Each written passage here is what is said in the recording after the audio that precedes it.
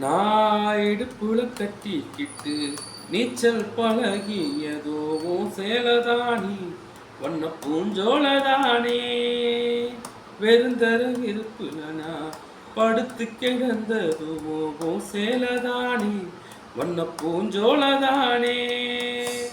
ஈரச்செல காயும் போது வானவில்லா தெரியும்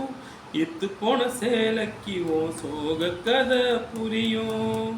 கஞ்சி கொண்டு போகையில சும்மாடா இருக்கும் நீ